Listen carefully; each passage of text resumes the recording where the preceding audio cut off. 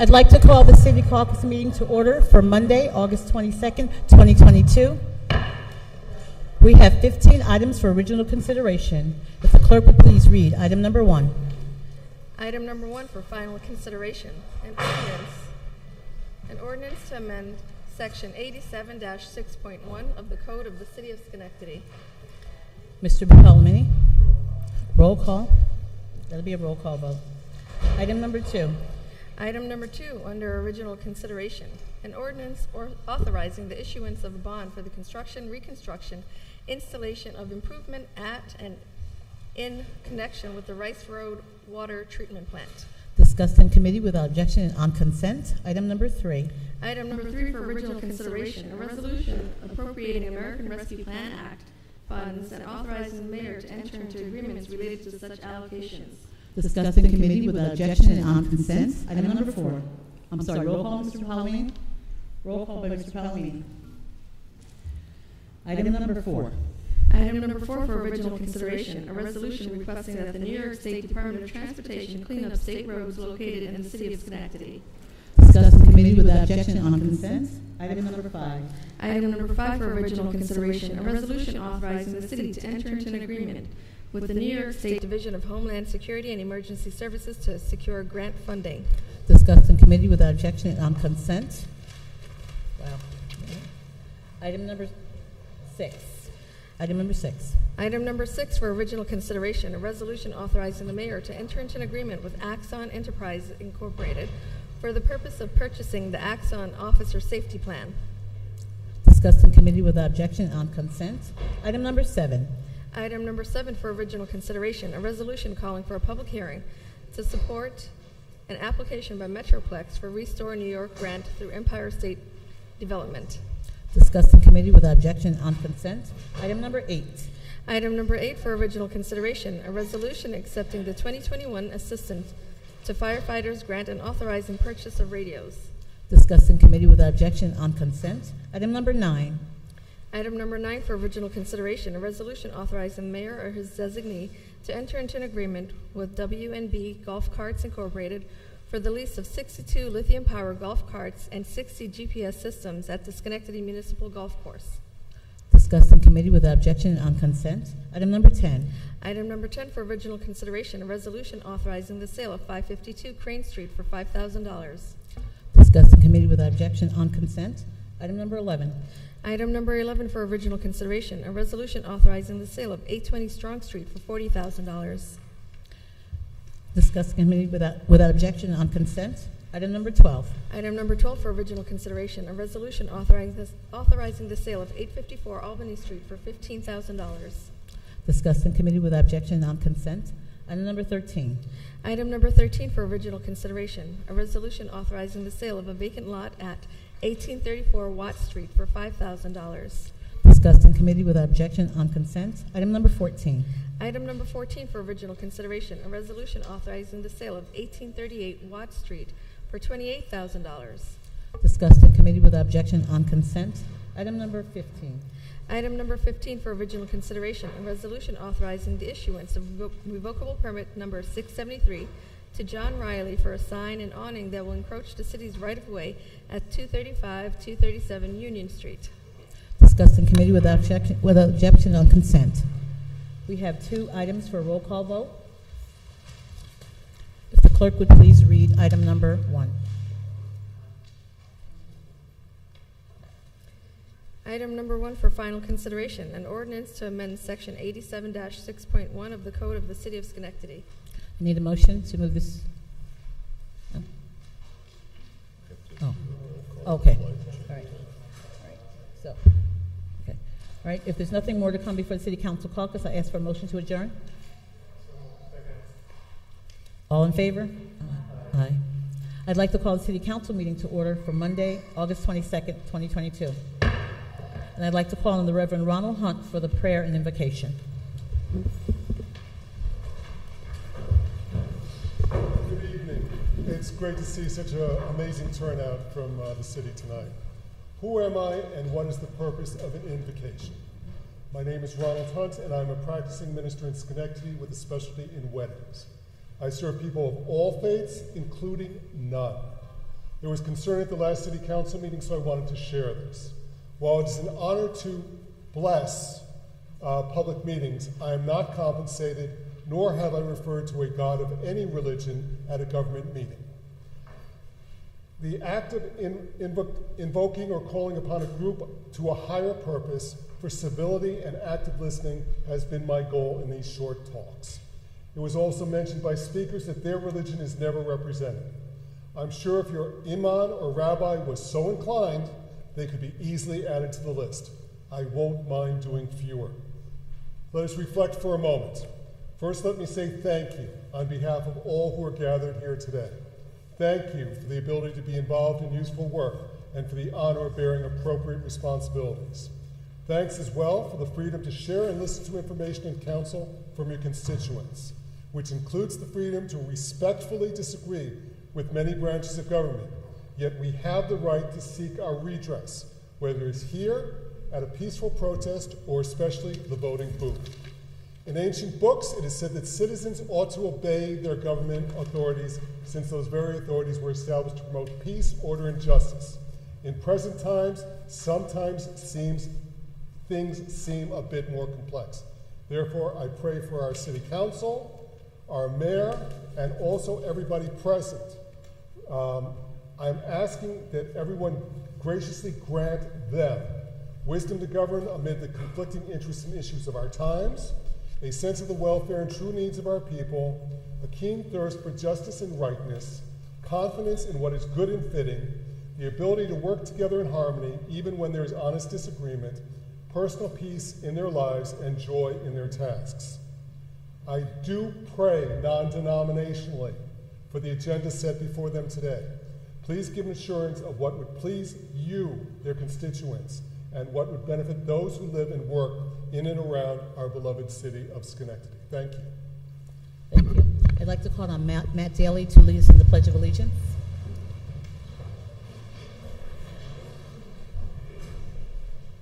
Pledge allegiance to the flag of the United States of America and to the republic for which it stands, one nation, under God, indivisible, with liberty and justice for all. Thank you. If the clerk would please complete the roll call. Mr. Mutaviran? Mr. Toro? Mr. Farley? Mr. Williams? Ms. Patrick? Mr. Palomini? Ms. Porterfield? Here. I'd ask for approval for the minutes of August 8th, 2022. Moved by Mr. Williams, second by Mr. Mutaviran. All in favor? Aye. I'd ask the clerk to please read communications and petitions. Communications presented to City Council for Monday, August 22nd, 2022. Under official, there were none. Under general, from Heather Hutchinson, an email stating her frustration with the lack of process, transparency for the designation of the ARPA funds, and disappointment with the appropriations for large development and tourism projects. It will not benefit city residents in the short term. From Patricia Greenwood, an email regarding illegal dumping on the corner of Manhattan and Seneca Street. From K.G. Connolly, a letter to City Council regarding the sidewalks on Van Franken Avenue and the need for parking enforcement. Under petitions, there were none. Thank you. I'll call on council members for any committee reports. Committee reports from council members. Okay. Next on our agenda is the privilege of the floor related to the legislative agenda. Before we actually have people come to speak, there is a statement I'd like to make because I want to clarify some things that have been miscommunicated. First of all, we have not allocated all the ARPA funds. Transparency has been a huge topic in conversation. We started this process with tours, community surveys, and recruiting a team of residents to review applications. To my recollection, there has not been that level of public inclusion on city funding in the past. The most reviews on any application was 3.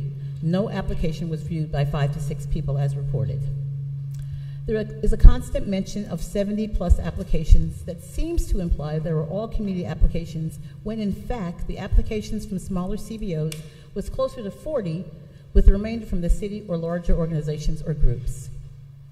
All community applications which qualified according to the Department of Development were reviewed by the Department of Development, the Advisory Committee, and at least 5 council members.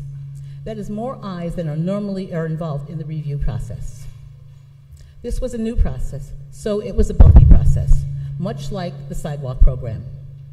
Being inclusive in our decision-making was an ask from the community, and we worked to make that happen. Change is hard, but to quote Peter Drucker, if you want something new, you have to stop doing something old. The goal of having an advisory committee was to have a more participatory process and including people in the process, which is good government. Did it fully work the way you intended? No. There were some people who could not fulfill their commitment. However, that does not mean that we disregard the people who did provide feedback. For those members of this elected body who are criticizing the process, they were a part of the process.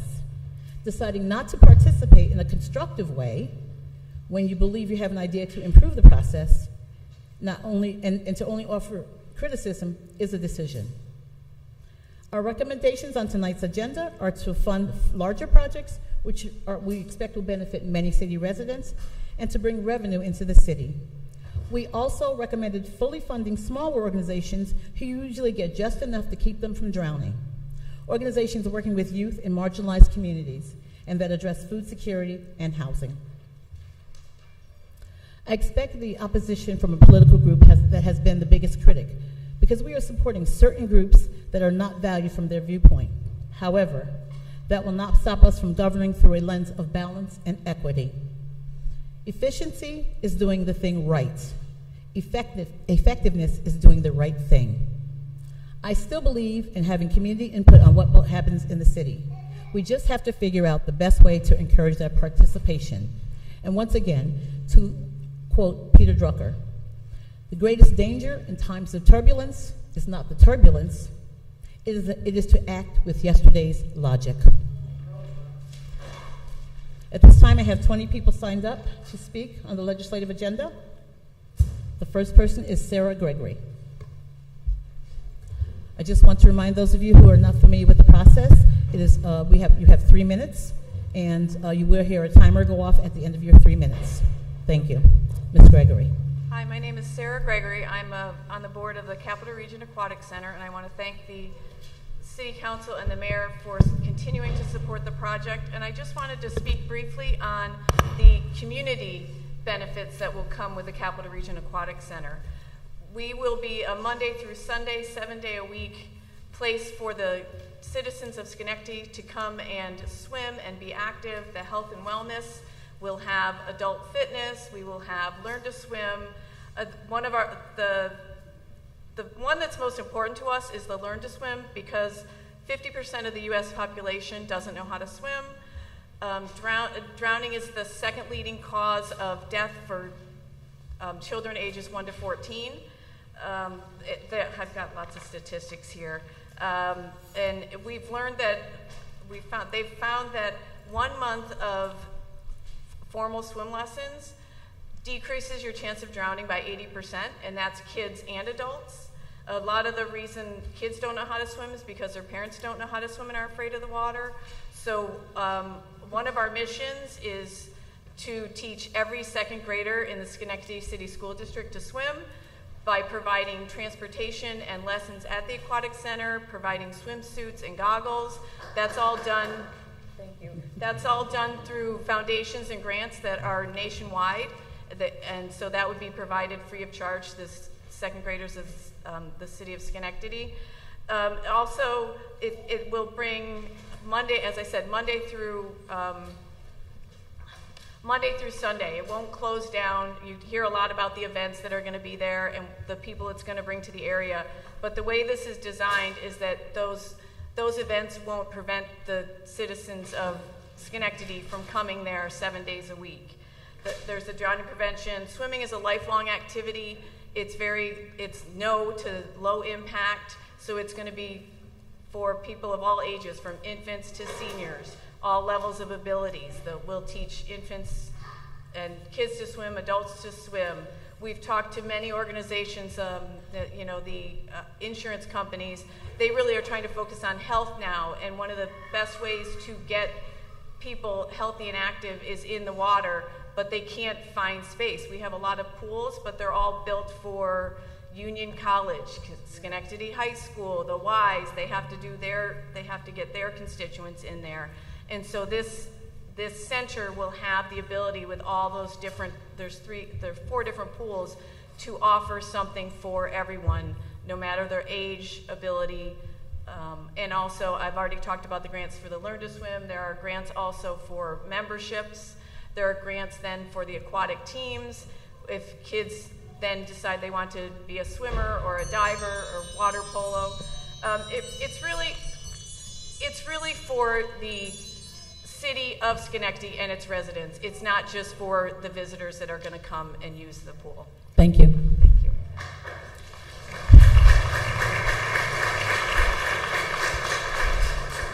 Sheila Rivera.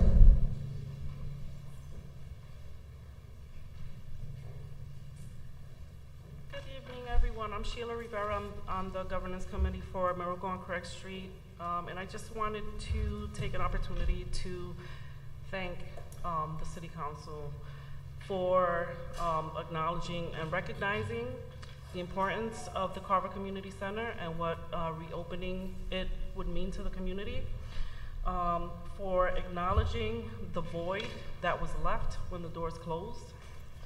I'd like to thank you for acknowledging the support that we've received in the community from the different community-based organizations such as the Honest Way Food Corp, the First Reformed Church, the Unitarian Universalist Society, Stewart's, Precision Industrial Maintenance, and so many other CBOs.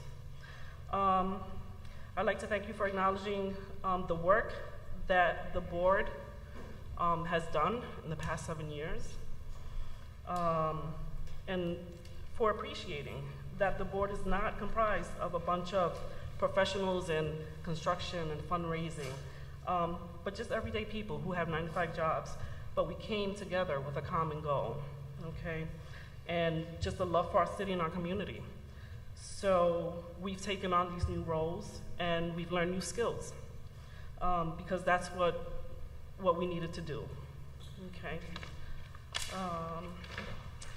Thank you for appreciating the fact that while there have been delays, and we know COVID was a big one, not just for this project, but for many other projects, that we have not stopped working. Okay, we're there every Saturday from 10 to 2 during the warmer months where we can get in there. We have volunteers that come in, so the work hasn't stopped. And finally, I just want to thank you for your support, your faith, and your patience. Just know that, you know, we're committed, fully committed to this project and to the community. And I would like to challenge anyone that has doubts or doesn't believe in the cause or has questions, come on down on a Saturday and just feel the energy. Look at all the people that are there, working together, the camaraderie, and we'll make you a believer. Thank you.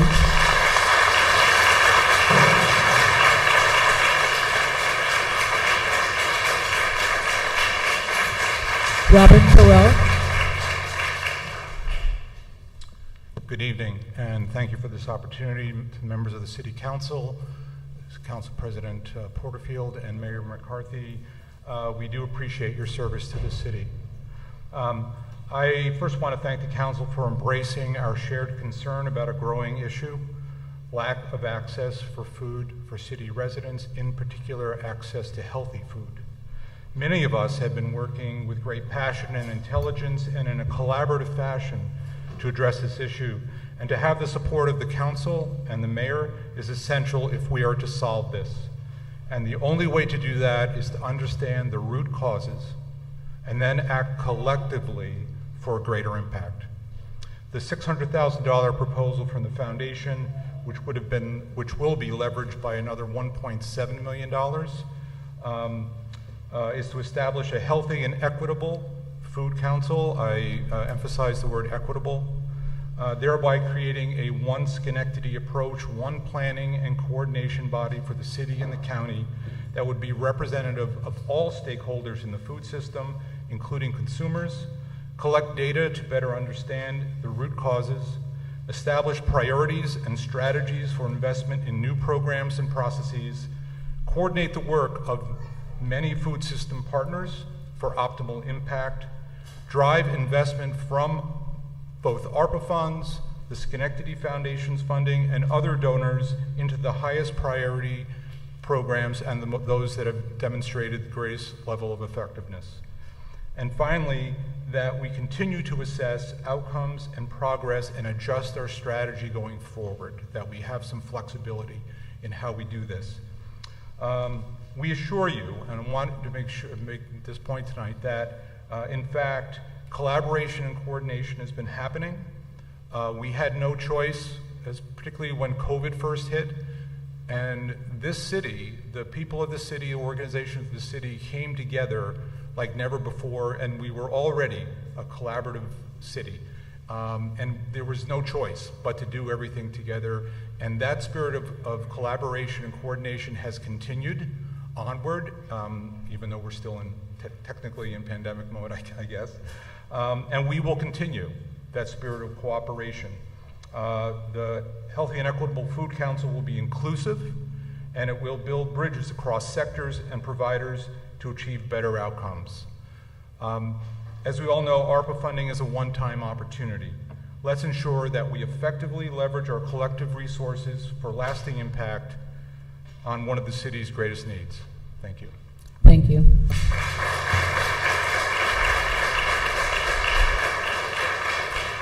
Matt Daly. Good evening, everybody. Fellow Mr. Mayor, Ms. Porterfield, council members, ladies and gentlemen. My name is Matthew Daly. I'm the head golf professional at Schenectady Municipal Golf Course. I certainly don't envy the task that's in front of you, but I applaud your efforts because I know that your task is daunting. When it comes to our parks and recreation specifically, when you talk about the baseball field, the basketball courts, the swimming pool, the tennis, the parks, and our great golf course, those are essential to any health and well-being of any municipality. So I truly want to thank you for considering us as part of those fundamental upgrades, because you're not just investing in today, but you are certainly investing in the future of the city. And I would like to leave you with one quote from Mr. Arnold Palmer, the late great Arnold Palmer, who said, "Golf is deceptively simple and endlessly complicated. It satisfies the soul, frustrates the intellect. It is at the same time rewarding and maddening, and it is without a doubt the greatest game mankind has ever created." Thank you very much. Thank you.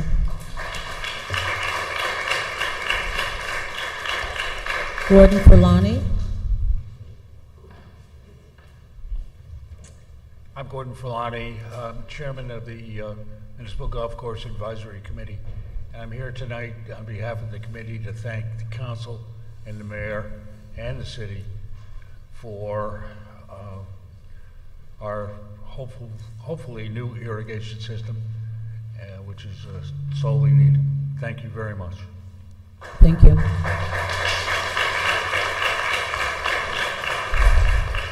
Denise Rivera.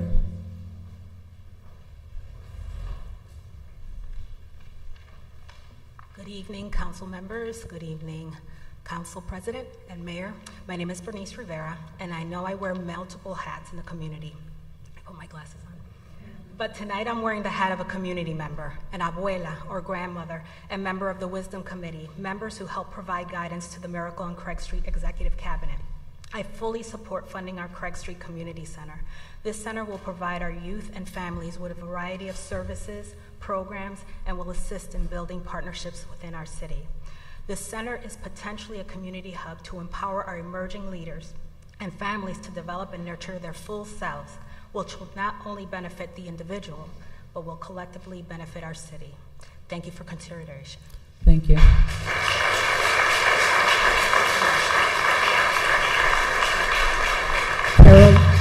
Carol Lupo.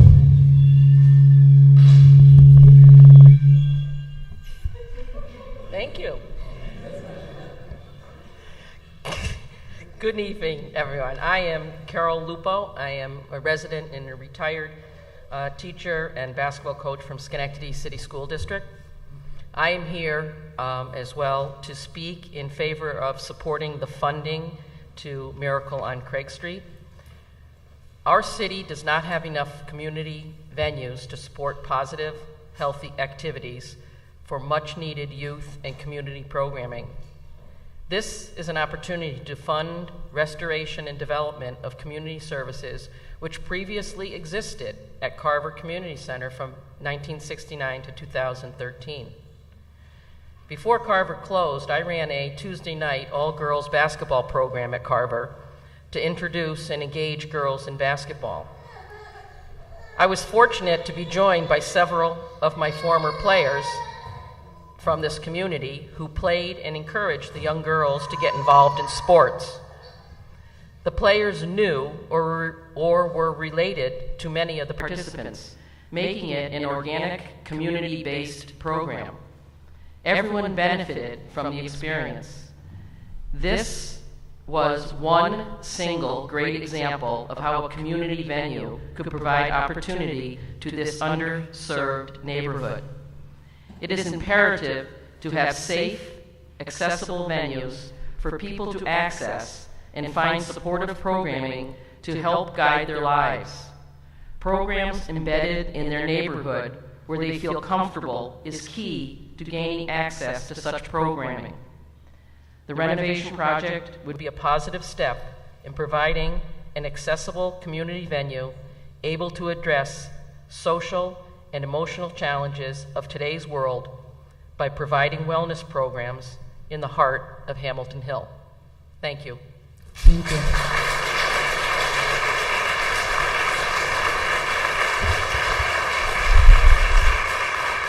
Dr. Deidre Butler.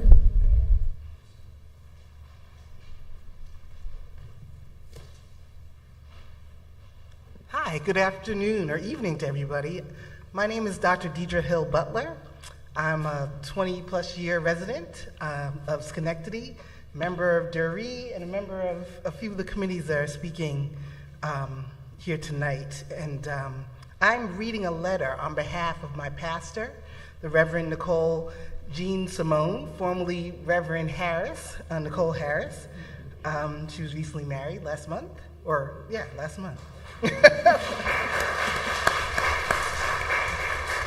Greetings, Mayor McCarthy, President Porterfield, and the members of the City Council. I wish to express that the Dury Community Foundation is looking forward to working with the city's Office of Affirmative Action in a collaborative effort to impact our community in a positive way.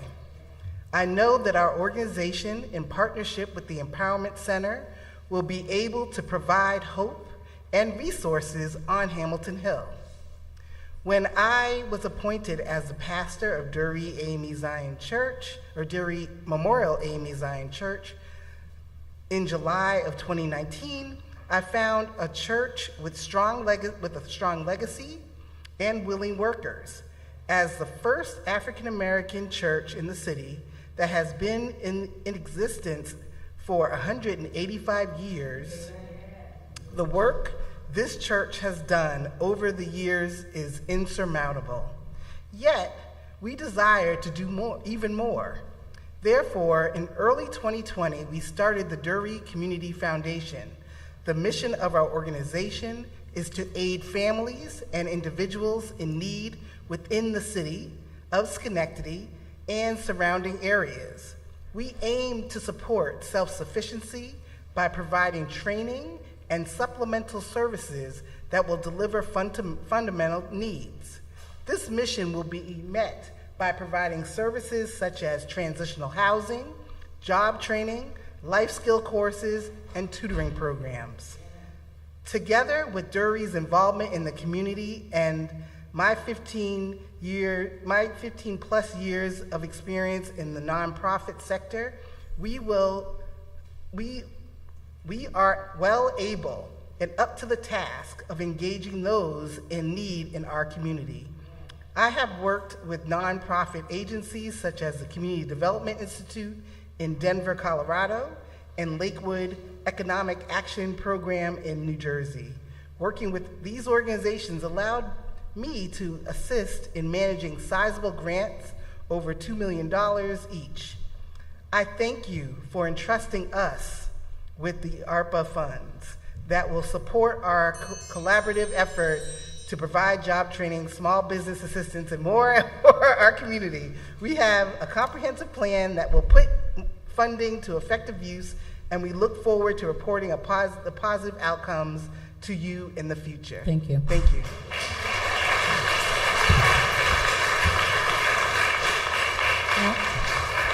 Alan Butler Sr. All right, protocol's been established, so hello, council members. It's not easy to stand up here after Pastor Nikki's words coming out of my wife's mouth. So I'm just going to say that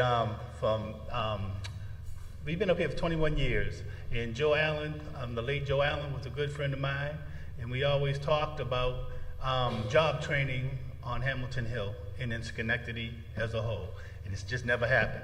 So I say that to say that with this funding, should we get it, it's a great thing, and it would just be the beginning of a blessed relationship with Drury and the community, and that's what ministry is about.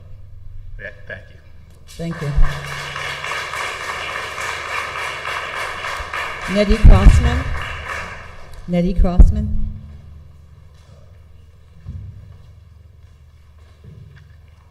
Good evening. First to President Porterfield, Mayor McCarthy, and the entire council. On behalf of the Board of Directors and the staff and our youth of Safe Inc. of Schenectady, I sincerely thank the council for considering awarding ARPA funding to our agency. My name is Nettie Crossman. I'm the president of the Board of Directors, and I'm here joyfully to let you know that we're thrilled to be considered and deeply grateful that you are remembering Safe Inc. We're a tiny little agency sitting inconspicuously on Albany Street. We've been here 36 years plugging away at servicing homeless youth that come through our doors looking for emergency and needing emergency home, shelter, clothing, and often many of those are victims of sex trafficking. You may know this, but I'll mention it anyway. Schenectady geographically is located in our state and becomes and is a streaming hub for all sorts of trafficking. Just think about how we're located from New York City, the Canadian pathway, west and east. Unfortunately, that is our legacy. We at Safe Inc. find ourselves competing for funding against more widely known organizations, and often youth homelessness gets kind of swept under the whole general term homelessness, but youth homelessness has a whole variety of needs that are unique. So it's so encouraging to us that the council is recognizing youth at risk due to homeless statuses and due to their vulnerability to being trafficked. I wish it were not the situation, but it is the situation, and it is a real issue. Here with me tonight is our newly appointed Executive Director, Jenny Hudman. I think she is the next speaker. So she'll be able to share a little more insight into what I call our little gem of an agency, sitting quietly here in Schenectady, but still working for 36 years. Thank you for your attention. Thank you.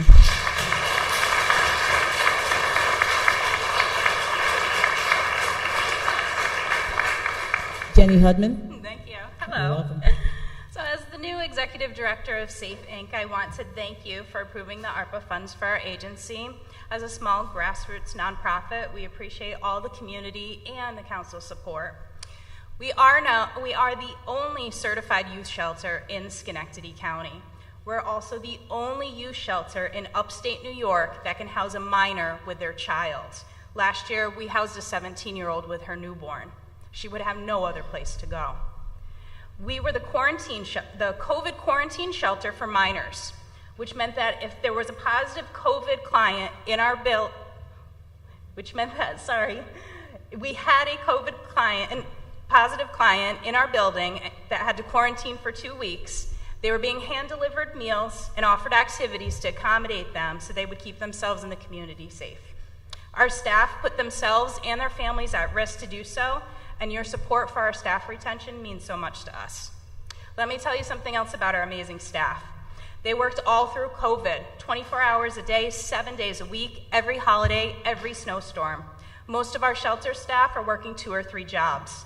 Our team works for us because they're devoted to being part of our team that serves at-risk youth in Schenectady. In 2021, we served over 100 runaway and homeless youth, including those that have been human trafficked between the ages of 14 and 20. We also served 8 between the ages of 0 and 2. There's been a steady increase in youth served since the beginning of the pandemic.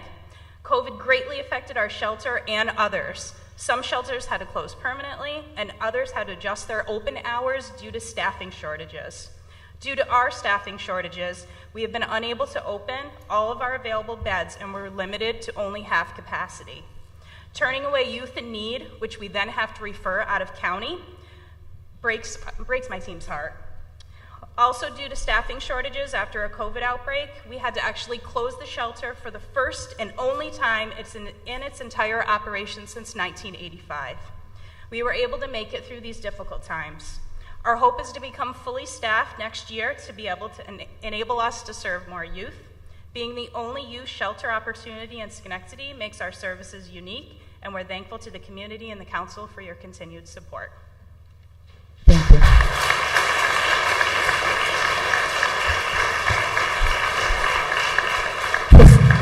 Christine Kowalski. Christine? Thank you. It's Christine Kowalczyk. Kowalczyk. I've been in Schenectady for over 30 years, and I have never come to a city council meeting before. I looked it up on the web because something occurred in my neighborhood, and I could not believe it. I live near Union and McClellan, where there's a gas station and a funeral home that's been demolished for the new Stewart's development.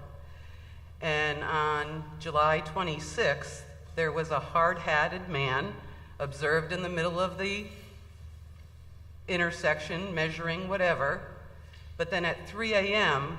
on July 27th, all heck broke out. Lights were there were flatbed trailers, jackhammering started with no warning to the community at all. People were told different stories. One person who called the police at the time and went out there was told that it was CDTA emergency, and that was the cause. I had called the police the morning after the non-emergency number, and I was told that it had something to do with the sewer system. In any event, there was a whole lot of overtime spent between 3 a.m. and 5 a.m., multiple jackhammering. People were yelling out their windows to no avail. We had no warning. And I'm asking that emergencies like that, when they occur, that you treat them like snow emergencies, where the police, you at least spend 10 or 15 minutes going through the community with the bullhorn saying there's some kind of emergency that needs to be taken care of. You give people an opportunity to move their vehicles to be rather than be towed. What about your constituents who are taxpayers and are veterans with PTSD? What about your constituents who have rescue pets and have terrible reactions, let alone people who've made it through COVID and the war in Ukraine and all of this, to be 3 a.m., to have jackhammering for 2 hours sustained? That's just, how do you treat people like that with no warning? That's why I'm here. I had a brother who was a veteran. I think we should think about these things before we just do them. I understand emergencies. I understand they happen. We need to fix them. But you need to think about the people, too. That's all. Thank you. Ray Fought.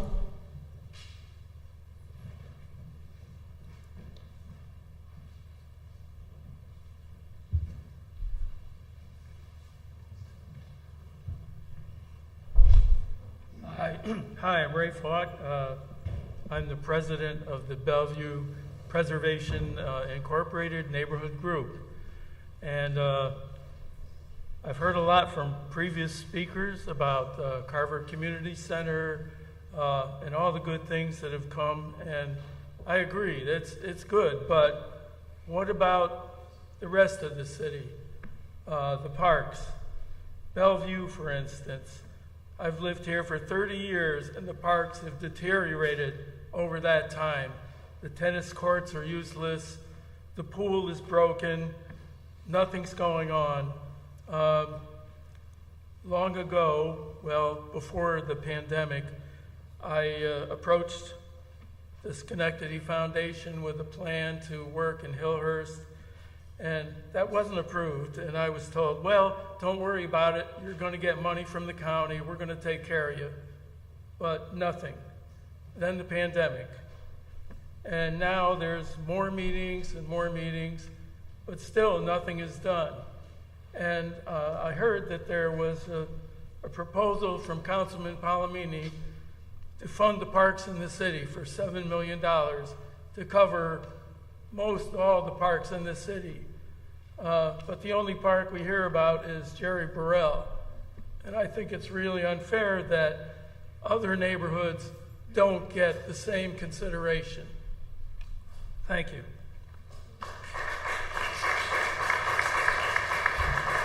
Daniel Stone.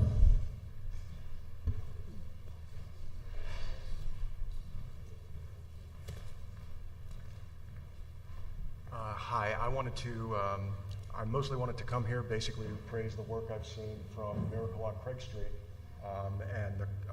with renovating the Carver Center. I've had the opportunity probably for most of fall last year, being there most Saturdays and doing, basically helping to tear the place apart and as a part of putting it back together. My experience with the Carver Center started when was basically between 2006 to 2013 when I worked at Project Safe at 1344 Albany Street. And Safe House is a place that definitely punches above its weight in terms of the services it provides for the funding it's always had. That was my experience. And I remember it being an absolutely invaluable resource to the kids there, not only to the young people in Hamilton Hill. And I was lucky enough to work with one of the last, I believe John Terry was the last executive director of Carver before the roof caved in 2013. And he had a great vision for that place that he was never able to put through because there was a lack of funding even before the building became uninhabitable and unusable. And I'm so glad to see that Miracle on Craig Street has got ambitions as big as his and even bigger, and wants to do something that Hamilton Hill definitely needs. So, thank you. Thank you.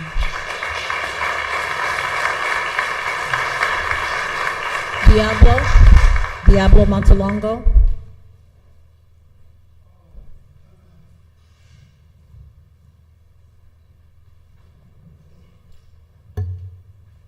Madam Porterfield, I really don't know if the allocation of the money is already been approved. I don't know about that. But I was more concerned about the reports about the city council not being clear about the process to allocate all of these monies. However, even though we already have, thanks to Mr. Arnold, Chad Arnold, that published the list, the resume of the spending, the root of the problem, the process, the clarity of the process, it remains. For example, Salewiska, while as soon as once proposed that the new members of the city council have a fast track knowledge about how the government works. But it was accused by you of racist being racist and don't have the lack of respect. Passing resolutions or adopting resolutions about the Juneteenth celebration, adopting resolutions about the residency requirements, adopting resolutions about the speed limit, that doesn't require too much knowledge about how the government works. I can do that. Anthony can do that. P.B. Boris can do that. So the problem remains, and I wanted to propose to Mr. Andrew or to the city clerk to still give these people, these new members, a fast track knowledge of how the government works. For example, sure enough, a couple of days later, a new member of the city council, my mayor, he had to be reminded by you that the paper that he had in his hands, it was called resolution. He was honoring somebody, but he don't know that he had a resolution in his hand. Later, he had to be reminded by you again that he had to ask to second the motion. It was an embarrassing thing. And this embarrassing thing, it will continue because, listen, like I told you, I don't know if you already approved these monies, but managing or administrating this amount of money, millions and millions of dollars, it requires some knowledge. And I wanted to propose you that don't be so fast to approve all of these programs. Take your time. Nobody's going to criticize you. Mm-hmm. Thank you very much. Thank you. P.D. Boris.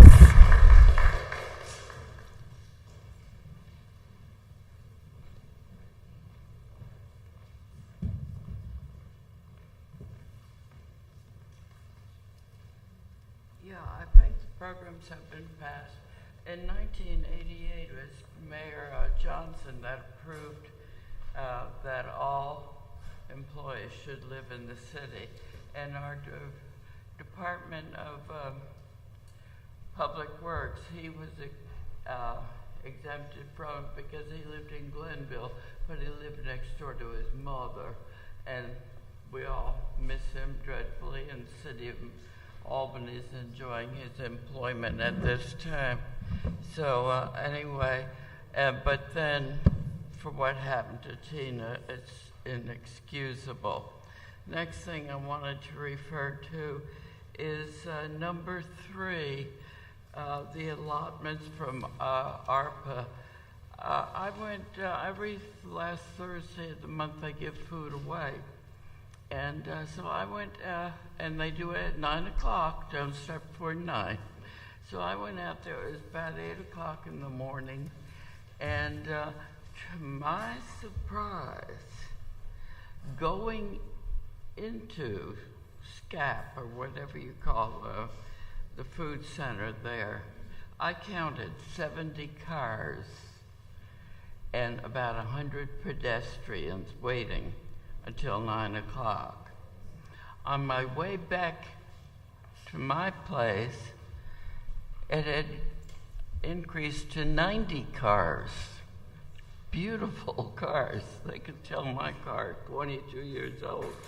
It had increased to 22 cars that were backed up to Brandywine, and it was still 8:30. So I don't know what's going to happen. Who's going to sound the alarm that this emergency is over? But I don't know how you're going to get rid of over 100 cars. So something to think about right now. And as far as the golf was concerned, I thought they had all kinds of money. In fact, I thought they had a savings account of about $100,000. And if they're going to do all this, and it's what they want, and You know, I don't know why they want to do it all with Saratoga National so close by, but do what you want to do, you're going to do it. But all I can say is thank you guys, because all the equipment is Yamaha. So, you know, have fun. Yeah, I think that's really, and I think they created a Schenectady Municipal golf course icon for us. So I was really pleased about that. So that's for the golf course. I don't think, I am opposed, very much opposed to the Axon Officers program. If there's a roll call on anything, I hope it's on that. I'm thoroughly opposed to that. And thank you. I have 3 more minutes later. I'll see you. Okay, we'll see you later. Jamaica Miles.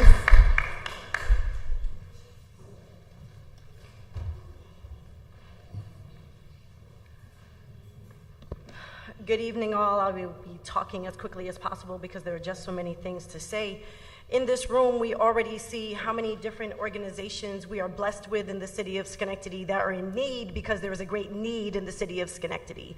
Whether it's the Miracle on Craig Street, or if it's Sikkim, or the Seat Center, or any other numbers that I could possibly list, they are the blood of us being a better community. They are the economic justice that we need. They are the support for those that are homeless, that are food insecure. PD talked about the number of cars that there are. That is every single month, because the pandemic only made worse what we are facing here in this city, because the city has approximately 70% of its residents living in poverty. Those numbers based on the United Way numbers that come out every single year. That number is not going to change without economic investment that is equitable, which is why we talk about Jerry Burrell. And I don't understand why we are giving almost $4 million to a golf course during a drought for their irrigation system. Y'all are eating up my time. Don't eat up my time. I appreciate y'all. And while I do know we need to change the pool at Central Park, $4.5 million, I hope that it will equitably also add services that others in the community can use, like they have in Woodlawn. They've got the weightlifting stuff that different people could use. We had something like that in Central Park before. It was taken out. It was over by the tennis courts. It's gone now, and I'm going to be blunt. Black folks used it, and now it's gone. As for the community organizations such as Carver Community Center, Sikkim, Dury A, and others, it is my understanding that they will get reimbursed. It is not that they are being given the money, but that they will be reimbursed. Tell me why in God's planet that we think that these organizations can raise that amount of money and then reimburse by the city. Why is the city not simply giving them the money up front? Because it is a rescue plan. When you are rescuing someone, you're not asking them to rescue themselves and then give them the money back later. So please make me understand that, as well as the fact that the building that's on Albany Street that used to be MECTEP, that needed the support then, I'm glad we have a council now that will actually support the organizations that need it. MECTEP needed it back then, Carver needed it back then, thank goodness we're getting some of that now. But it needs to be more. When we talk about lines of cars that are going all the way to Brandywine, that's not something new, it's something that had already existed and simply got worse. They need more money to be able to do more, to hire more staff. The same is true for the Seat Center. That's economic investment, making sure our children have the tools they need to enter the workforce that we worry about so much. How is it, additionally, that the city has yet to create a plan that supports our own residents to be able to pass the civil service exam? I'm just about to wrap up, because I have said this to you, Mayor, many times over many years, that there is a need, and you had acknowledged that at the low level, the civil service exam is fairly representative of the community that it serves, but at the higher level, when we go up the chain of command, it is far whiter than any other representation inside this city. So the city itself, while it has given away $15 million and the golf course didn't need it, I'm not here for it, could very well still create programs that you yourself implement to ensure there is economic justice in this city. Do more, do better. Thank you for what you did. Thank you.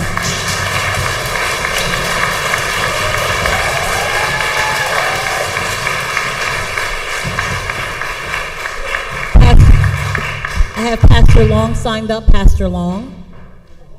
Is there someone by that name? Pastor Long? Oh, I'm sorry. Oh, okay. That is a hard act to follow, especially with so much truth in it. Bob Long, retired United Methodist pastor. I served the last 9 years of my ministry at Eastern Parkway United Methodist Church within the city. I have, for the last 18 years, been a participant at First United Methodist Church in Schenectady.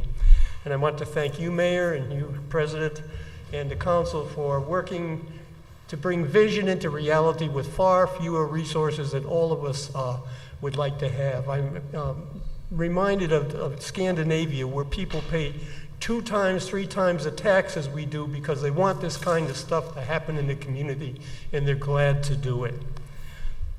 I speak in favor of approving the grant sought by Deary Memorial Methodist Church, African Methodist Church.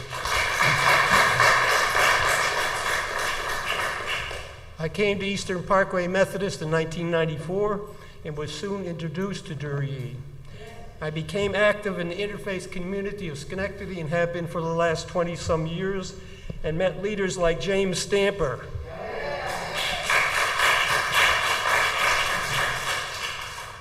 who himself was representative of other Deary leaders, bringing vision and conviction and expertise and skill and hard work and compassion into community service. I met Pastor James from Deary very early in my ministry, and we hit it off very well. For the length of my time, the time that Pastor James was here, Eastern Parkway United Methodist and Deary, our 2 congregations partnered together for worship at both sites, for joint choirs, for pastoral exchanges, for Bible study, for common meals, and to work together within the communities in which our churches existed. I've watched laity from Deary move beyond the walls of their building over the periods of time, much longer than I've ever been here, in outreach to the greater community.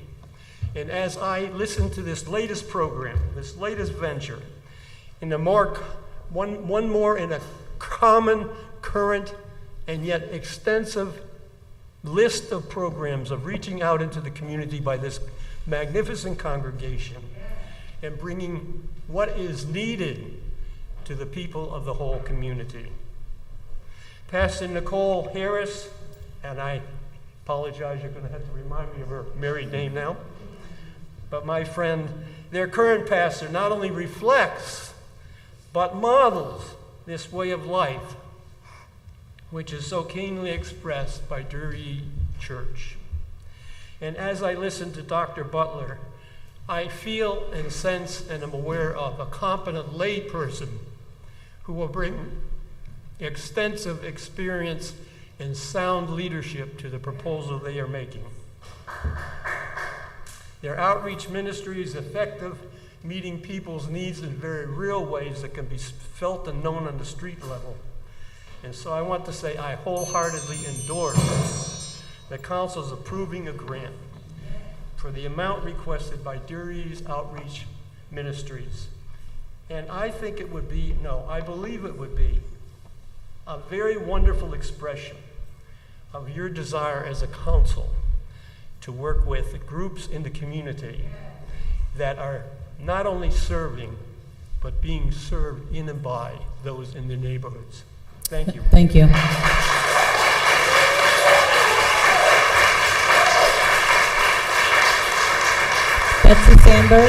Betsy Sandberg.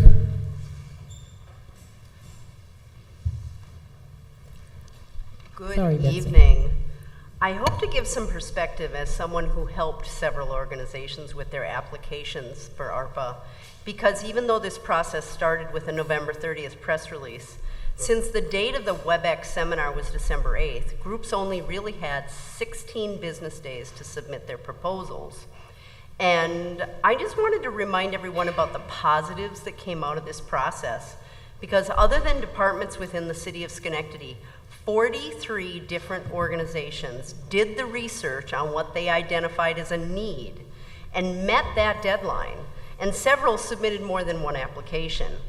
The spreadsheet that was in the Gazette doesn't provide much info, like who and what is STAMP. But I'm impressed just with the titles on the creative waves to move Schenectady forward and build back better from COVID-19. A self-sustaining sidewalk maintenance model? Who wouldn't want that? And as a home repair and rehab program for homeowners, that's cool too. Having helped to rank applications for other organizations, it's a positive that the city provided this process. I've read that some of you don't like it, but was this the first time you tried it, as I think the council president explained?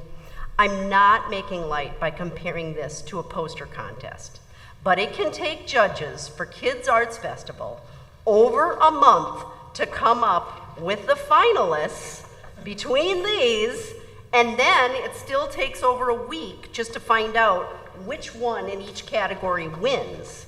So of course it's going to take some time to look at applications as wide-ranging as supporting housing opportunities, expanding economic and workforce development, and strengthening local neighborhoods.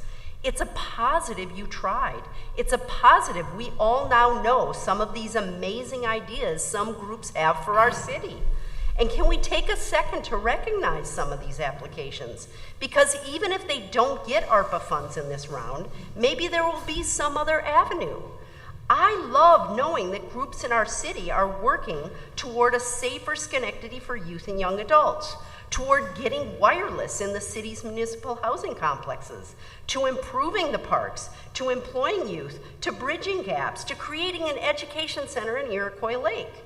I learned today from the internet that when creating a bagless vacuum cleaner, James Dyson failed 5,126 times over 5 years. All that before coming up with one that worked. This city doesn't have 5 years, but it certainly does have some time to come up with a way that is more transparent and coherent to all of these organizations trying to move Schenectady forward, as well as to the general public about who is getting these ARPA funds and why. I thank you so much for your time and everything. Everybody here who has spoken. Thank you so much. Thank you. Jennifer Lawrence. Jennifer Lawrence.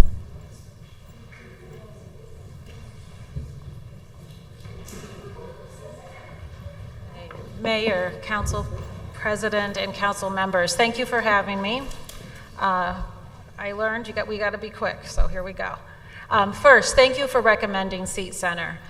This application, it means a lot to us.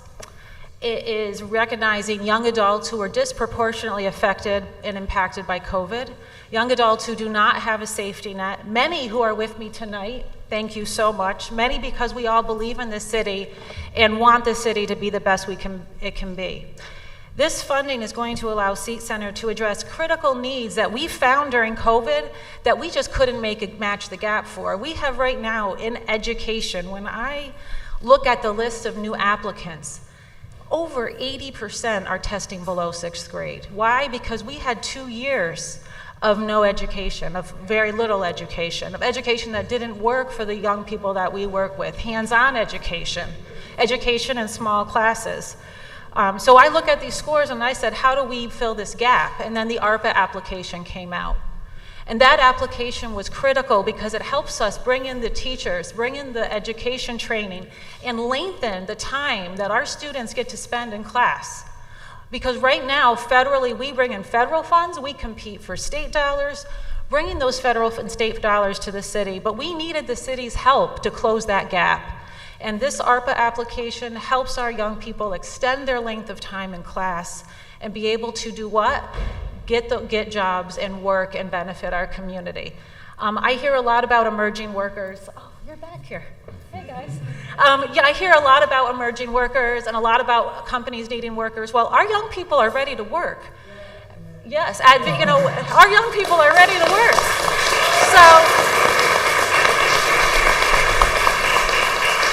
I got a call Wednesday at 4 p.m. that Van Gogh needed 50 people to open by Monday.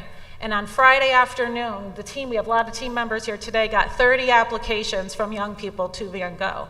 Recently, a local bank said, we want to create a teller program with Seat Center to help not just begin at a teller and stay at a teller, but advance to management. 11 young people showed up for that tour and application.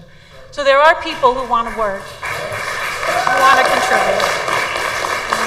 Last, and I'm looking out for the bell. Last thing, I really want to talk about home furnishings. During COVID, Seat Center acquired Home Furnishings, a 50-year-old local nonprofit started by SICM, other churches, a group of churches who came together, and they asked Seat Center to bring it under our umbrella. Our Vista is here tonight. Cortesia, she volunteered a year of her life to Home Furnishings, running it out of Crane Street Warehouse.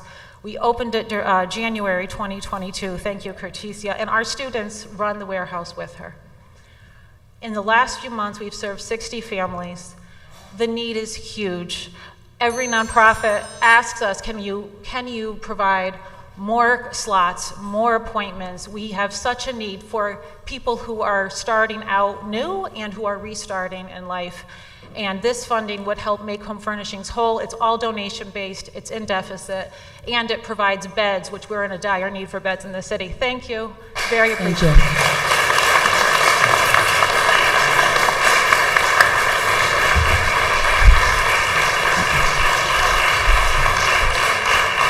Thank you. I have no one else signed up to speak, so I declare the public comment on the legislative agenda closed. We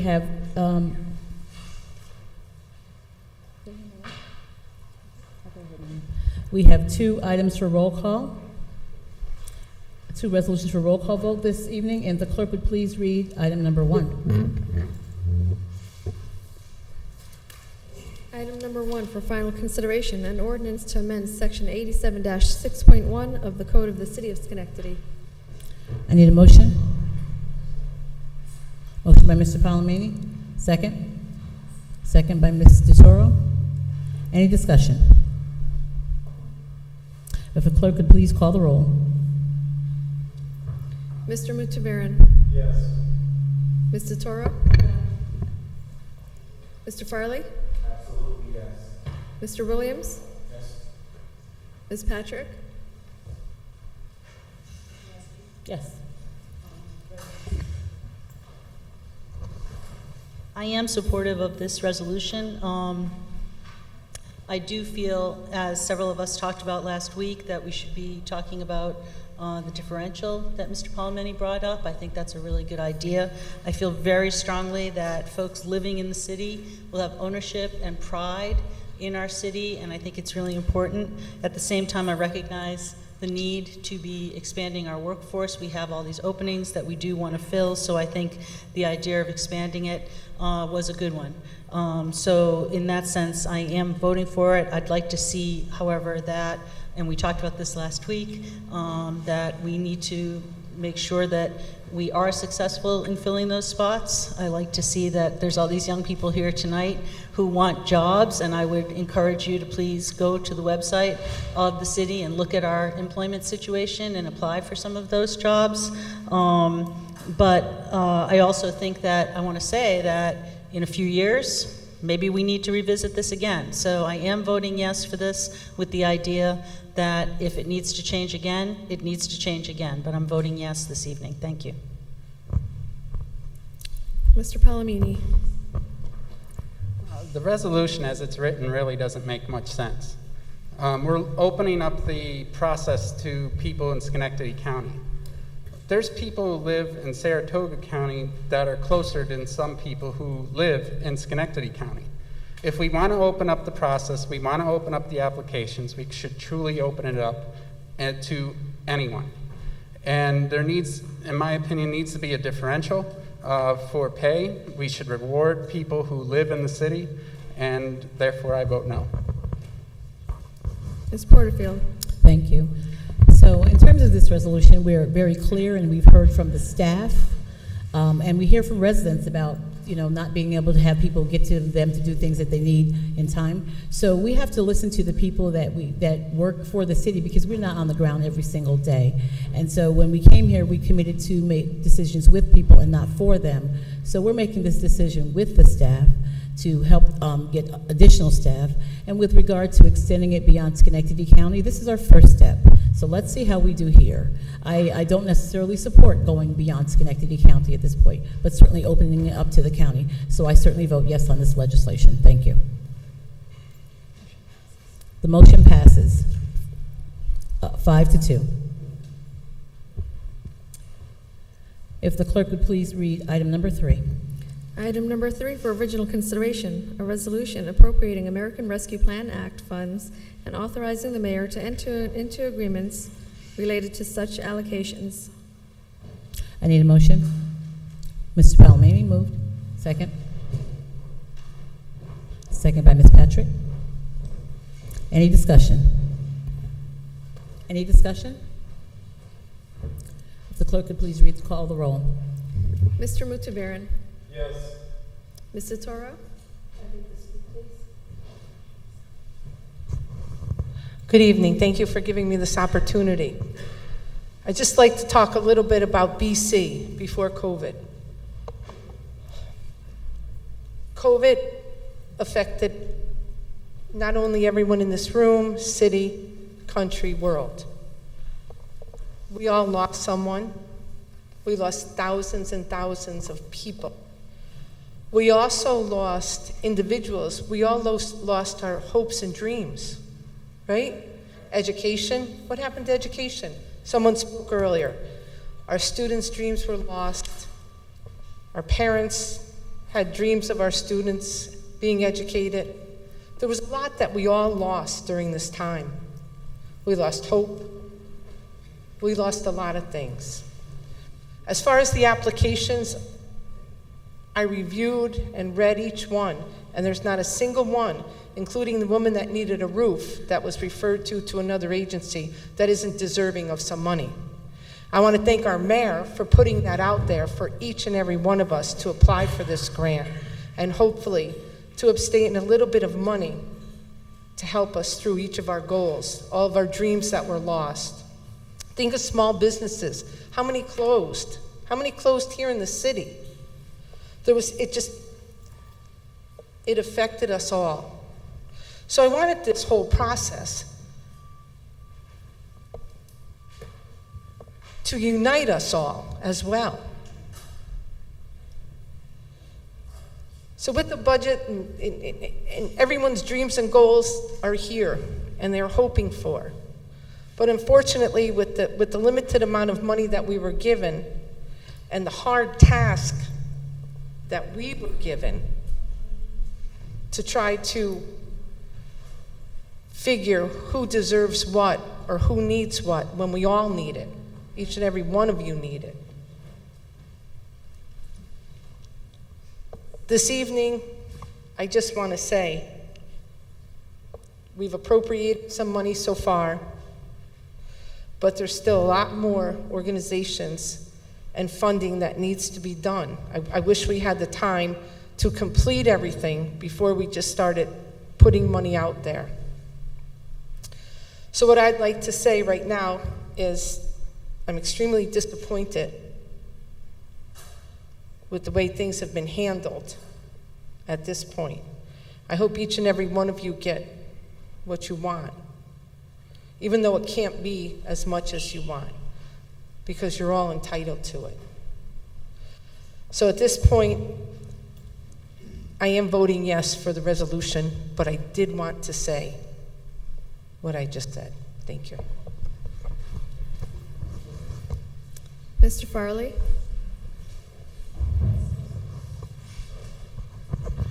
Thank you.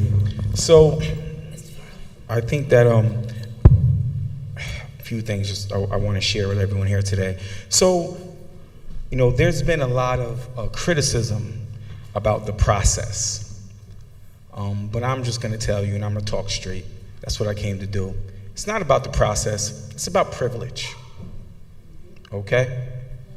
You know, we pay lip service to equity and inclusion every single time we talk. And everyone's okay with equity until it's time to allocate resources in an equitable way. So the same people who come out to your organizations and take pictures with you at your grand opening need to be the same people that when you're in a time of need and have resources, do more than just play lip service, vote when you get what you need.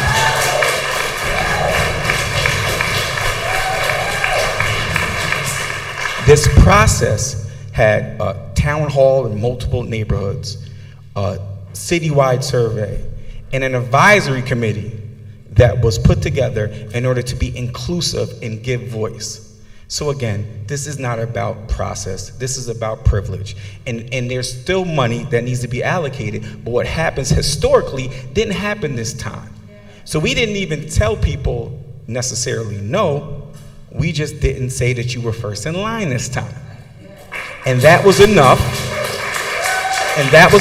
to cause some outrage, some fake outrage about the process, but the truth is, again, it's not about the process, it's about privilege. But how we and how I choose to govern will be about people. So when you want to talk about your community, you heard from them today. Thank you. So I vote yes.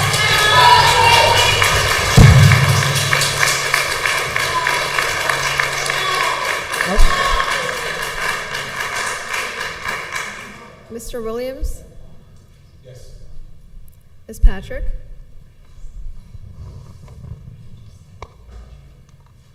I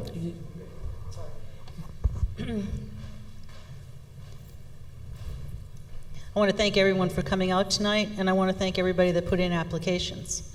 I think reviewing all of the applications gave us all a chance to see, in a broad sense, the need that's there and the many issues that all of you are working on. I come from a background of nonprofit management, and within that, I come from a background of fundraising. Many of you know that.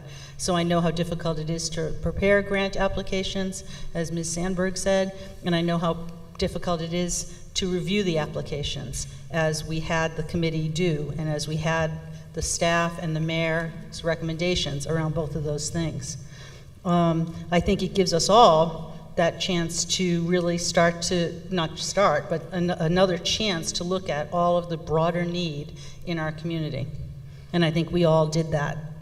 I think we all took a look at those applications. I think we all took a look at those recommendations, and I think we took a look at those that came to us from the committee as well. I'm the chair of the Health and Recreation Committee for the city. And I've only been on council for about 2.5 years. I guess it's almost 3 years now. COVID kind of made my time on council an interesting one, especially as chair of Health and Recreation. I have to say that I would have gone further in supporting the many parks projects that were brought forward into this process, and that we did talk about briefly last week. I'm still hoping that we will be funding all of those parks projects, including the ones that are in Bellevue. There were projects at Derry Burrell, projects at Hillcrest, projects at Fairview, projects at Riverside, many parks projects, in addition to the project that is not just a pool at Central Park, but that will also look at other aspects of Central Park, including those that relate to the tennis courts, those that relate to Music Haven. There's many things that need to be done that are included in that broader Parks project, and I support all of those projects and wish that we could have voted last week to fund the rest of the park projects. People in the neighborhoods that Jerry Burrell serves, Hillcrest and Fairview, Riverside, all have been coming to us almost as long as I've been on council, and I'm sure, I think for many years before that, especially the folks I know in Bellevue have been waiting for several years for some of those things to be done. I hope that we do continue to vote for those projects. All of these projects, including the golf project, all contribute to the health and wellness of the people in our community. People may laugh about the golf project, but let me tell you that that project, the golf course itself, served many, many people. People in our city. I don't golf. I'll say that first and foremost. I'm not a golfer. But what I hear from people about our golf course is that it rivals those of private country clubs that people have to pay a lot of money to belong to. In our case, we serve youth in this city. We serve youth that are coming for golf lessons. You know, many of us have interacted with those kids, and I think that's really important, that we're trying to look at all of how these opportunities work for all the kids. I also supported the Aquatic Center. I think the Aquatic Center is going to do a lot, not just because, and honestly, I think this is an important thing, that it's going to contribute to economic development here in the city, but also it's going to serve seniors with a therapy pool, including people with disabilities who will be able to use that therapy pool. There are a lot of reasons that pool, which will also be open to all residents in this city, is going to be a good thing, and I hope that they're successful. And I'm glad that the city is joining the county and many other private funders and public funders in that project. I also want to say that I'm thrilled that we're supporting the baseball program. Again, if you look closely at these parks and recreation programs that we're funding, you'll see that there's youth involved in almost every single aspect of these programs, and I'm proud about that. I also would have supported the infrastructure projects that were put forth on the table for us that we didn't get to vote on. I mean, how many of you, raise your hand, how many of you have complained or want to see changes in our roads and our sidewalks and our traffic issues, et cetera? Those are things that every single one of us, I'm sure, on council and the mayor, hear about all the time. We're constantly getting called. Hopefully we're following up on your requests and trying to get people out to the places where the problems exist. And I'm thrilled and proud of the staff who have been doing a great job lately, especially with the roads. So yeah, I would have voted for that one too last week. I wish we had gotten to that. I also really feel that the food security issues that we are going to be funding are also important. And one aspect of that, I'm very pleased to see the Schenectady Foundation is having the food council that it's going to have. It's going to be looking long term at how do you get at the root causes of food insecurity in our city. And we've got, I see that we have folks from SICM. I mean, there are organizations that are working really hard to try to work on these issues, but I think that this larger, broader issue that will take time to look at is important, and I'm thrilled that we're funding that as well. And I love the aspect of collaboration that will happen because of that. So I think looks like I covered my notes on all of those things. So I just wanted to say I'm voting yes to everything that came forward last week. I don't feel that we weren't transparent or we didn't take into consideration the 70 applications, and I'll stand by the decisions that we made. Thank you. Mr. Palomini. You want straight talk? Here's some straight talk. Quite frankly, this is nothing more than political payoffs and their own personal slush fund. This process was messed up. Only after paying off their political supporters did the rest of my colleagues want to bother to consider the rest of the money. You want an efficient process? This was neither efficient nor effective. If you got funded, you probably would have got funded anyway. But here's the problem. Because we didn't consider all the applications, you're now under some, well, why did they get funded? Why didn't we get funded? We didn't consider all the money at once with all the applications at once. Instead, the political supporters of my colleagues got paid off. That doesn't mean they wouldn't have gotten the money in the first place. Quite frankly, many of these applications are worthy, if not all of them, as are a bunch of the ones we didn't even consider yet. But we didn't even bother to consider where the money was until Ms. Porterfield went through her paper, which I commend you for going ahead and getting everything prepared ahead of time, but you nodded to each person, go ahead, get your thing out there. We needed to consider all the applications, period. And now there's a shadow over some very worthy organizations. $7 million was proposed for parks. That included $500,000 for Hillhurst and Fairview Parks, $250,000 to fix the pool in Hillhurst, which has been in need of fixing for years. $500,000 was proposed for Steinman's Park, neighborhoods that haven't seen any sort of investment from the city in years. But no, we don't want to consider that because We want to open the application once again in order to have another messed up process, which you've admitted has been messed up. And anytime there's some sort of disagreement, oh, well, you're not participating in the process, you're not being part of the process. That's bullcrap, period. And quite frankly, I'm sure we're going to hear a lengthy defense. We've already heard some of it in the preamble to this whole thing. And quite frankly, it's meaningless. You don't need to take my word for this. Read the newspapers, read the quotes, watch the shows of the council meetings. You can see and hear what was done. Applications that should have been considered haven't been, and money has now been dispersed before we even considered that. That's not fair. That's not equitable. That's not anything. This is just a ridiculous process, and yes, process matters, because we have applications out there that serve communities that need help, that didn't even get considered because we already spent the money. If you got funded, great. Like I said, most of you would have gotten funded. But you should be disappointed because others didn't get that same consideration.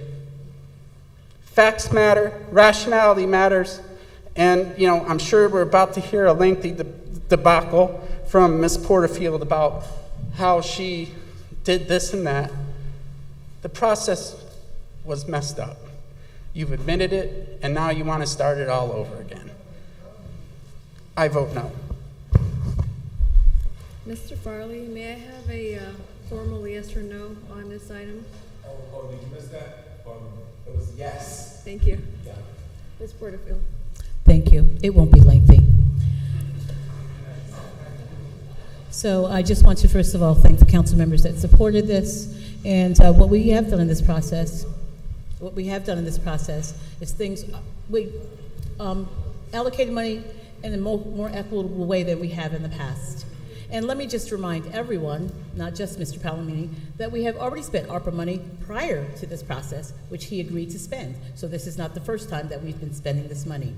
So we have a deadline that we're with, and we need to make sure that we reach the deadline in terms of allocation as well as spending. And additionally, this question was raised by the community, so I'll address it here. Did we fund application groups that did not support an application? And the answer is no. In terms of the park, I'm very supportive of the parks. But there was no plan that was associated with that particular thing. So we'll see a plan and we'll come back and consider it. It can't just be numbers without a plan behind it. The golf course had a plan. The Central Park pool had a plan. The things we funded, there were plans. So, we did this and I do say that I will say, yes, that the advisory committee did not live up to what our anticipation was, but it doesn't matter. What matters is that people decided that they wanted to take part in the process. So I vote yes.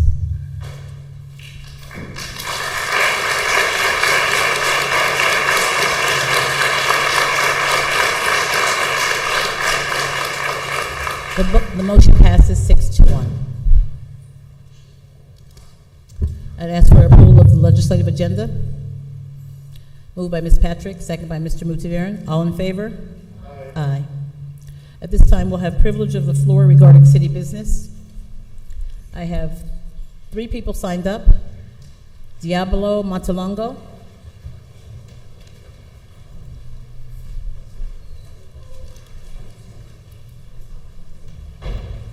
I'm going to talk about how art can help the economy of a city. Paint art. When Brian Stranton was the city mayor, excuse me. Okay, I'll give you, let people go and I'll give you your 3 minutes.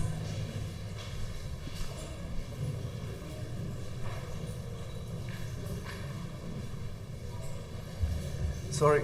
Are you ready? I'm going to talk about how art can help the economy of a city. When Brian Stranton was the city mayor. Ladies and gentlemen, could you please exit quietly? We have someone speaking.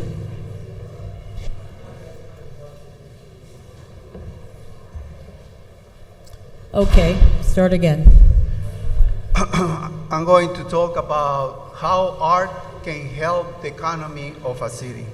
When Brian Stratton was the city mayor in his first term, early in his first term, the state of the state wanted to appoint a manager because of the terrible financial situation of the city. So they were looking for ideas to improve the economy. And Brian Stratton proposed the creation of a state-of-the-art park, but not for children, for dogs. But they were laughing his face. Right here, the members of the city council. And I proposed the creation of a state-of-the-art museum, a modern museum for modern art, contemporary art. Wright Gillen come here and ask you to change the name of the street where the museum is located because there is no attendance. So I wrote him a note and I said, look here, my man, Schenectady is not Schenectady anymore. There are too many people coming from New York City. There are too many Guyanese and they don't give a damn about the museum. General Electric, Westinghouse, Edison, they don't care. For almost 2 months, the Schenectady Armory, they've been showing Van Gogh. If you look at the car place parked at the Armory, you will see from how far these people are coming to see this show. I see plays from Ohio, a lot of it from Vermont, Connecticut, Massachusetts. They are $53 million, and according to the Daily Gazette, the city don't know what to do with these monies. So if you take this experience, you can see the benefit of building a state-of-the-art museum. You can borrow Gauguin's, you can borrow Picasso's. If they want to see these pieces of art, they need to come here to Schenectady. The technology used, it's a projection technology used in this show. It was used in the 70s in Europe to project by environmentalist groups, to project whales, dolphins. They wanted to make awareness about the killing of these animals. I recommended you that if the money from this rescue plan is going to turn back to the state, think about the building, not only a state-of-the-art museum, but a state-of-the-art park for children. Like I told you before, not only to come here and sit down and pass resolution about the speed limit and Juneteenth, that's not enough. You gotta think. Look, Mr. Pataki was here the other day, and he used to say, be bold, take big risk. Thank you. P.D. Voris.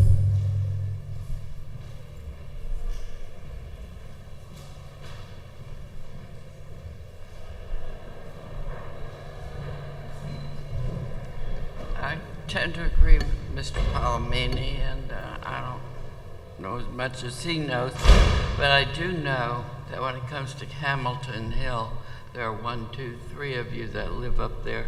I don't consider any of you poor, deprived.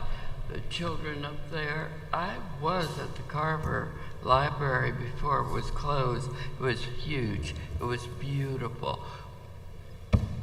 Whoever got away with doing what they did, I would not have allowed it myself. And I can't imagine living up there. What do your children do when they go out the door? They have so many options to choose from. There's a Cocoa House #1, and there's a Cocoa House #2. There's Boys and Girls Club, there's Girls Inc., there's Ball Club, there's so many things to do up there. I just don't get it. And the cars are beautiful. They are really, you know, you may feel the way you do, and you do. But I used to live over in Park Place. You know what they have there for recreation? A basketball court. They have nothing there. There's nothing where I live now. There's 2 children, and the little boy comes home every day and he kicks ball by himself. I've lived over by the university, all those children over there, they don't have any place to play. Yates, they took all those people out of Yates, farmed them out someplace else so they could redo those apartments, and then they had to bring them back in. They reduced the parking spaces because they don't have cars there anymore. So now they're in their family situations. Of all those people at Yates, they didn't convert one to a house. The only one they lost left the city. Not one of those families there was converted into housing. So there's a huge Yates. Go over there. There's nothing there for those children. So there's a whole lot of work to be done.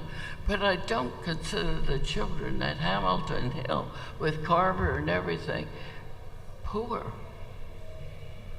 I have not lived there. You've got a story.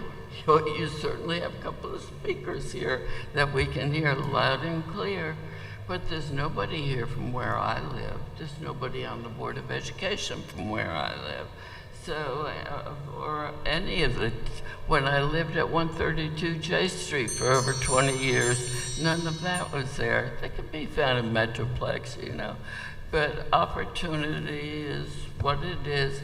I don't see the pictures of Schenectady today with all those blade signs looking any different than 50 years ago before they got started. So I suspect my time is up because you're glaring at me. So anyway, oh yes, I do have one thing. I have a daughter that for over 30 years has published a magazine for a small utility company. And once a month she publishes. This thing is well over 15 years old, and I was lucky to find it.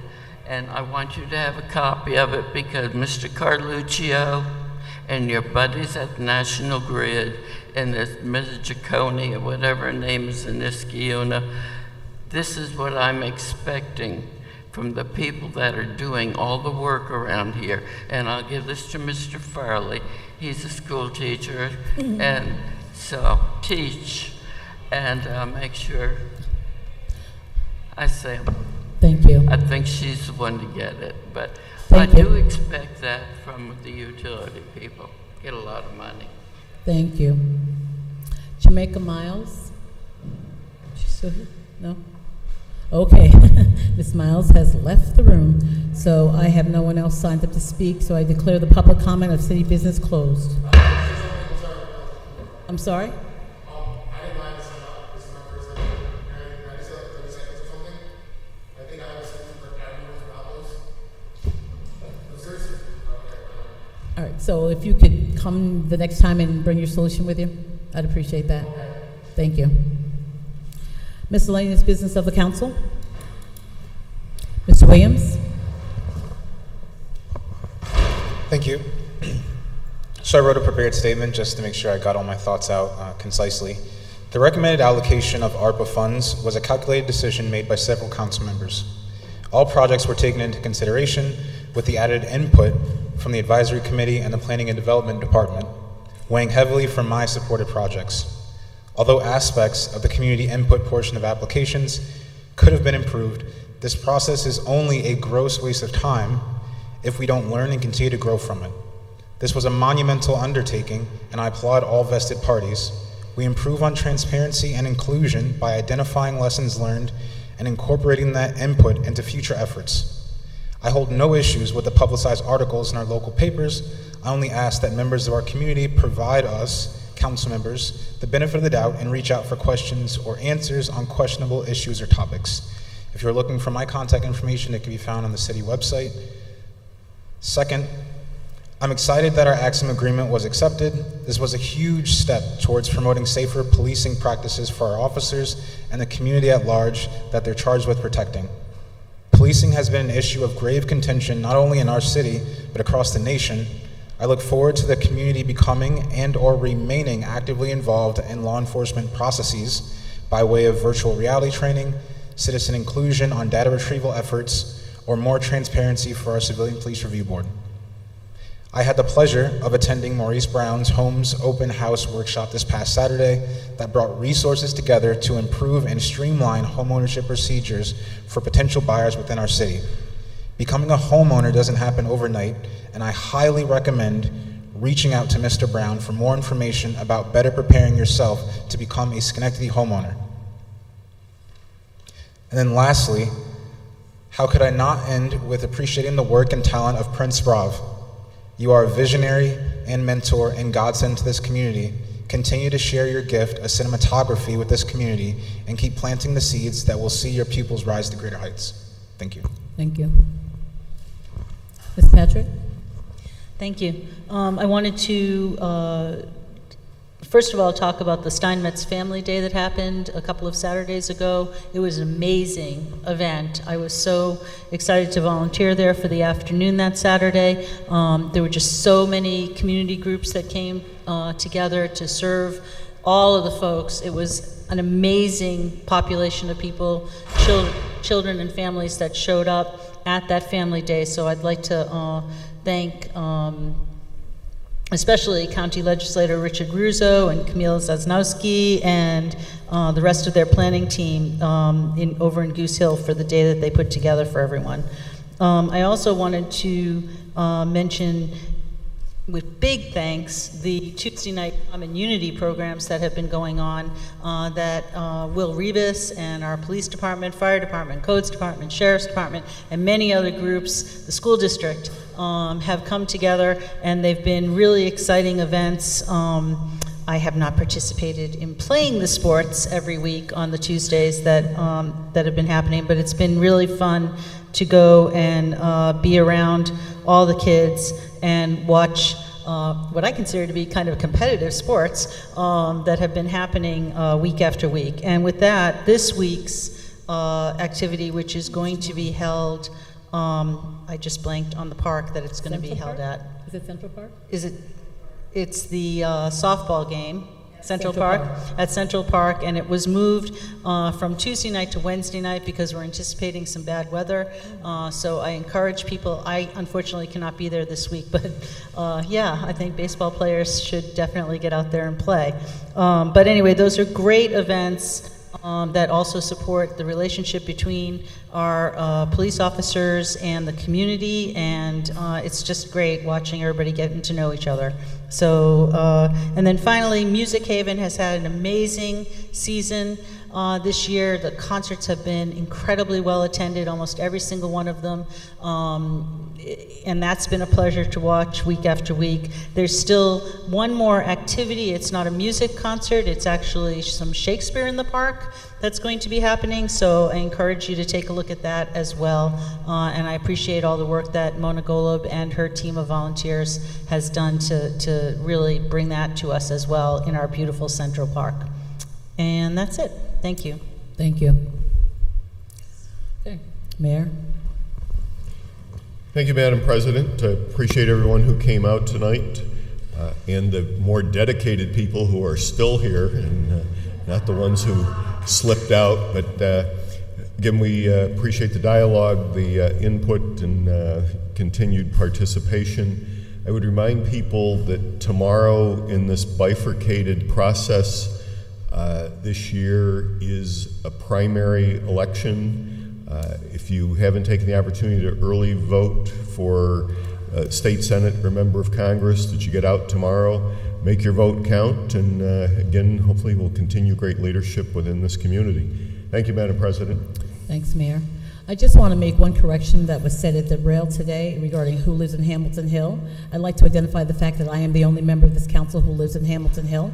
I see that people make assumptions based on certain things, but that is not a fact. Actually, we have more people living on the north side than live in Hamilton Hill.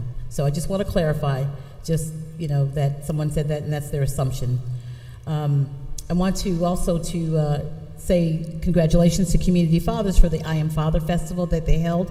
It was the same day as the Steinmetz Day in the park, so I wasn't able to make that, but it was their first event. The mayor joined us, gave Walter a proclamation. I think he's got a lot of proclamations from me. You should get one once a week, I think.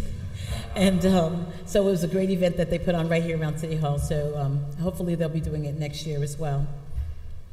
I also want to mention that this coming Saturday, Bethel AME, which is at 540 Mumford Street, is doing they're spearheading a community garage sale in Hamilton Hill. So they'll be at Bethel, but also people throughout the community can have a table at their homes if they choose to. Bethel's starting at 7:30 to 3:30. If you choose to participate, you don't have to start at 7:30. So that is it. And with that, I entertain a motion to adjourn. Moved by Mr. Mudavarian, second by Ms. Patrick. All those in favor? Aye. Thank you. Have a good evening.